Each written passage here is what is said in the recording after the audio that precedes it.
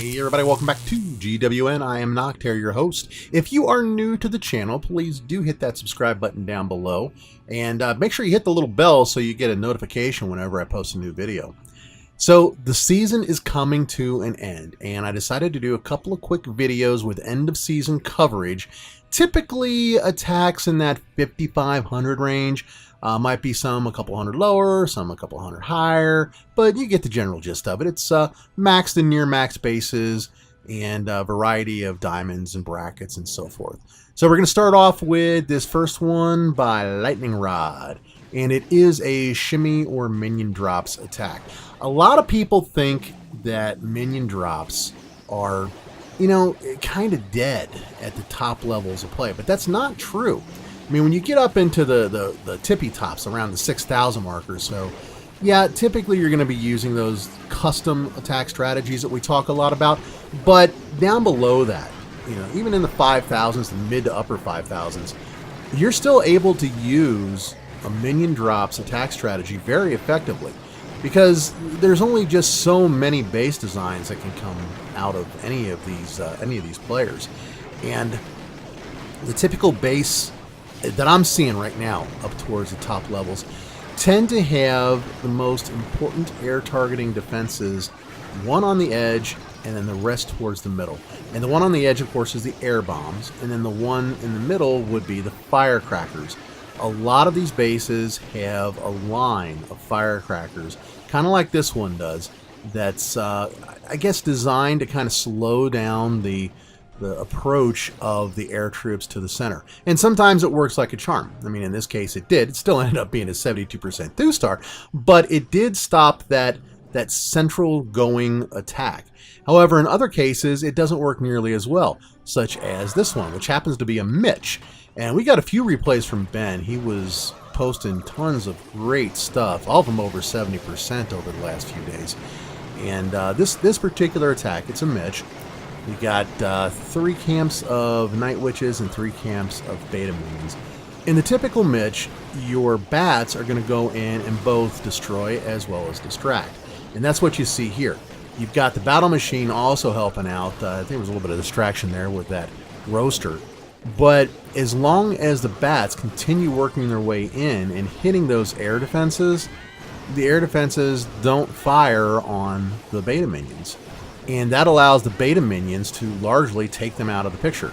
That last firecracker is about to go down up there, and when that does, it's all over with. Those remaining Beta Minions and bats down at the bottom are largely unchallenged beyond what's hitting them from that hidden Tesla there, the Tesla tower. But that's not enough to basically destroy one of these attacks. And since so much of the base is taken out, when you get that last one down, all that's left is stuff on the ground. And yeah, you know, we speed it up here because it takes a minute to finish out the attack, but you don't need to worry about it. It's going to get done because you've got all those troops in the air and nothing can touch them at all. That's the beauty of an attack like this. Again, another attack that people don't think can be used in the 5,000s, and here we are around 5,500 and it's being used. This is a variant of the eyebrow base, and once again, walls unimportant to an air attacker, but this variant changes the walls to make it a little bit harder for ground attackers to come up from the bottom. And the next eyebrow base that we've got is a much better version of it. It's kind of the standard, the meta version of that base. We'll talk a little bit more about that there. But in this particular one, Ben comes up from the bottom, or I'm sorry, Mango comes up from the bottom running interference against that air bombs with his dropships. That gives the Beta Minions the time they need to work across all those walls to take it down. And of course that also helps with, you know, the roaster and then any other protection they need as they take down the builder hall on top of that. But with all those things down, now you've got Beta Minions kind of scattered in little groups all around the base, and they're going to continue to work their way towards the middle, but never really get into the middle of the base because those firecrackers are there. Ends up walking away with a 72% 2-star, which is perfect. It's great. Typically all you need to win. Here we got Ben with a standard brackets base. This one's commonly referred to as the R2D2 base. In another case where I think Ben was kind of fiddling a little bit, he came at this one from a different angle.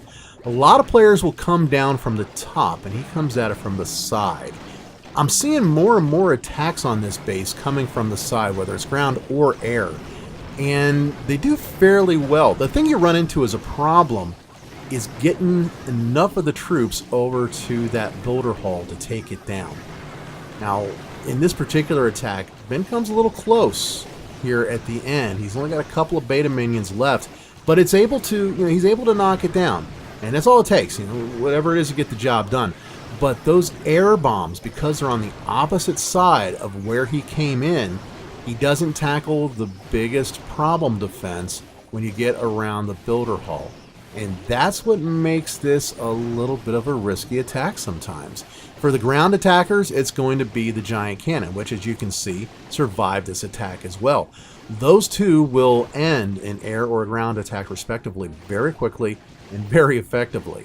But in this case, it doesn't matter because Ben is going to be able to get that builder hall right there. There it went. And he's even going to pick up an extra couple of percents from that last beta minion off on the corner there, taking out that Star Lab. So he ends up walking away with a 74% 2-star to end this battle against a very common base, the R2D2 base. Now, next one we've got for you. This is the more common version of the eyebrow base. And I call it that because it kind of looks like, was it Wario's eyebrow across the top up there. And this base, I'm going to say this has become a meta base. And I'm going to do a short Beat This Base episode on it. I've seen it beaten with ground troops before, and beaten fairly well. Big Bart seems to be the choice, and really Big Bart's probably the strongest general ground attack strategy in the game. It does very well against just about any kind of base if you master it. But I think the easier way to beat this is with air. And that's either going to be Minion Drops Shimi, or Drop Mitch Shimi, or potentially even a flat-out Mitch. One of the guys managed to get a 3-star against this using Mitch earlier this weekend. I wish I could have grabbed that replay for the Beat This Base episode. But if you come in from the side, like you saw Ben did just here with your dropships, they're able to tank for the beta minions. Beta minions sweep through, and you walk away with a high 70s 2-star against that base. It's a very replicable attack, and it works really, really very well. So there you have it. From Air with Love, some air attacks here at the end of the season. Hope your season went well, and we'll do this again in another month as we approach the end of the next season. On that note, I'm out of here. Y'all take care and keep on clashing. Bye-bye.